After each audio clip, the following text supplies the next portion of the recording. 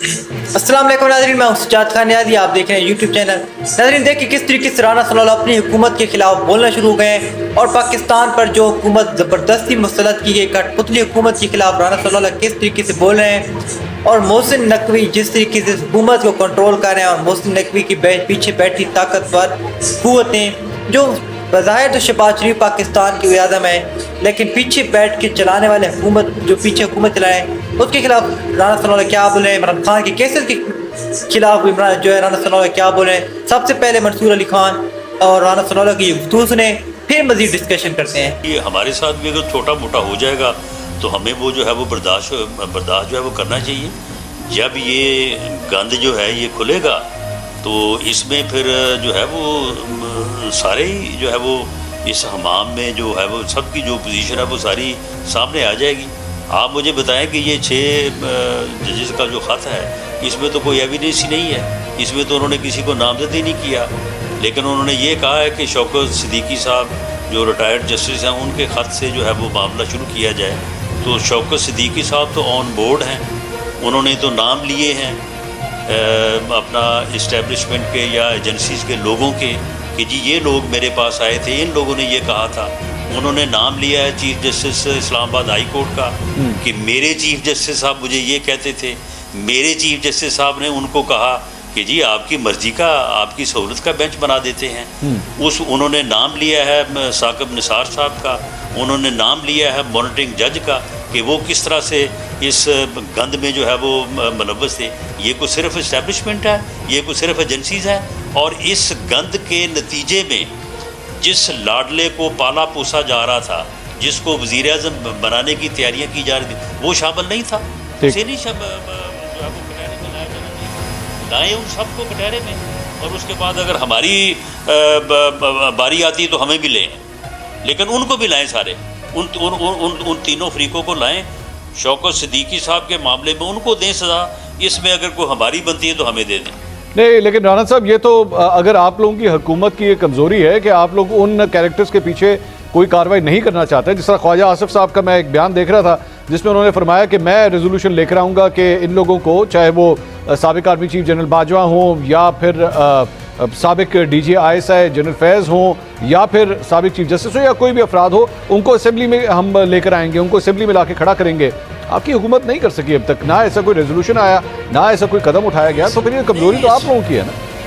वो मामला ये है कि ये उनको असेंबली में लाना या उनको किसी और जगह पे लाना तो गर्ज नहीं है। मामला तो ये है कि ये एक अगर जुर्म सरजद हुआ है तो ये कौमी जुर्म है ना। जो शौकत सिद्दीकी साहब ने कहा, तो जो जिन लोगों की 2 साल की मेहनत, वो क्या मेहनत थी वो जो ज़ाया गई है, वो किसके लिए मेहनत थी। तो मामला ये तो ये एक जुर्म है ना। इस जुर्म में लोगों को जो है वो फिर उनके ख़िलाफ़ प्रोसिक्यूशन होनी चाहिए, ना कि सिर्फ उनको असम्बली में लाना या किसी और फोरम पे लाना जो है वो ये मकसद है। मकसद तो ये है कि अगर ये कार्रवाई जो है वो किसी के ख़िलाफ़ होनी है तो ये फिर इसमें सभी शामिल है। अदलिया जो है वो मैं कोई एस्टेब्लिशमेंट की या कोई किसी अदारे की मैं हमायत में बात नहीं कर रहा, लेकिन मैं ये बात कर रहा हूँ कि अदलिया अगर ये कहे कि ये सारा कुछ जो है ये फ़लाँ अदारा या फ़लाँ एजेंसी जो है वो कर रही हो, भई आप भी तो शामिल हैं। आपके बड़े जो थे उस वक्त इस्लामाबाद और पाकिस्तान के जो अदलिया के सरबराह थे वो शामिल थे बीच में। ये जब तक चोर और चौकीदार जो है ये इकट्ठा नहीं होता तो वारदात हो ही नहीं सकती। तो ये जो वारदात उस वक्त हुई 2018 में, उस वारदात में भी ये तीनों सियासतदान भी, सियासी जमात भी और अदलिया भी और इस्टेब्लिशमेंट भी शामिल थे। अब अगर कोई वारदात हुई है तो उसमें भी सारे शामिल नहीं, लेकिन मैं ठीक है, अगर सबको राना साहब कटहरे में लाना है तो फिर सबको लाए ना, उनको भी लाए, हमें भी लाए। राना साहब कटहरे में आप लोग नहीं लाना चाह रहे ना, वो लोग तो जो 6 जजेस थे उन्होंने तो खोल दिया पंडोरा बॉक्स, उन्होंने तो खत लिख दिया। लेकिन अब आप लोग भी कोई खत लिख देते, वजीर आजम खत लिख देते, चीफ जस्टिस को कहते हैं जनाब खोलें 2018 का पंडोरा बॉक्स खोल दें इसे। जी बताइए। मंसूर अली खान साहब 6 जजेस ने खत में कुछ नहीं लिखा। अच्छा, उन्होंने सिर्फ जो है ना वो एक यानी जो है ना वो एक اشارتاً باتیں کی ہیں, انہوں نے لکھا کچھ نہیں ہے.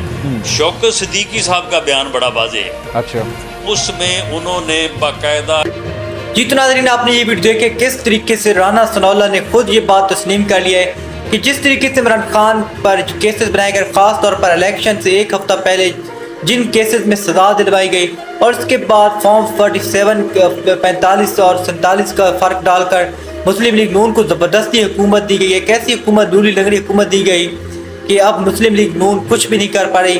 بظاہر تو شہباز شریف حکومت میں بیٹھے ہیں, حکومت کر رہے ہیں, وزیر اعظم ہیں, لیکن پیچھے سے اس کو چلا کوئی اور ہے. اور رانا ثناء اللہ نے یہ بھی کہہ دیا ہے کہ ہم نے جو عوام کے ساتھ وعدے کیے تھے وہ ہم پورے نہیں کریں گے کیونکہ عوام نے ہمیں اکثریت نہیں دی. جاوید لطیف کی آپ نے گفتگو سنی ہوگی جس کے بعد پورا پاکستان ہل کے رہ گیا. جاوید لطیف نے جس طریقے سے خود یہ بات تسلیم کر لی ہے کہ شہباز شریف یہ حکومت بھی نہیں لینا چاہتے, اور پاکستان کے ایک بہت بڑے اسمگلر نے تحفے میں مسلم لیگ نون کو 5 سیٹیں دی. یہ بہت بڑا انکشاف جو ہے جاوید لطیف نے کیا ہے کہ جو کہ مسلم لیگ نون کی ہی ایک بہت سینئر رہنما ہے. سینیٹر عفان اللہ بھی یہ بات مان چکے ہیں, مشتاق بھی مان چکے ہیں کہ حکومت جو دی گئی ہے مسلم لیگ نون کو تحفے میں جو حکومت دی گئی ہے جو پاکستانی عوام پر مسلط کی گئی ہے یہ زیادہ دنوں تک نہیں چلے گی اور اس کو آخر کار یہ حکومت چھوڑنی پڑے گی. اور یہ جو 6 یا 7 یا 1 سال کی حکومت ہوگی اس کے بعد اس کی وجہ سے مسلم لیگ نون اور پی پی نے اپنے ہمیشہ کے لیے سیاست قربان کر دیا ہے. ناظرین رانا ثناء اللہ کی اس گفتگو کے بارے میں آپ کیا کہنا چاہتے ہیں, کامنٹس میں اپنی قیمتی رائے ضرور دیں. ویڈیو اچھی لگے تو چینل کو سبسکرائب کریں, ویڈیو کو لائک کریں, زیادہ شیئر کریں. تھینکس فار واچنگ, اللہ حافظ.